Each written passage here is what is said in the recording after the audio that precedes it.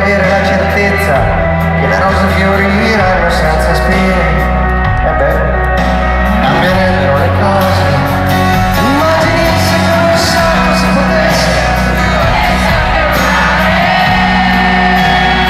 se un abbraccio si potesse scomparire, e se anche i baci si potessero mangiare, ci sarebbe un po' più amore e meno fame, e non avremmo neanche il tempo di soffrire.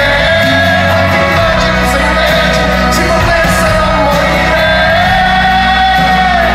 e se le stelle si unissero col sole, e si potesse lasciare i mesi per risentire la dolcezza di una madre e un padre, dormire al buio senza più paura, mentre di fuori inizia il temporale. Fatevi l'applauso.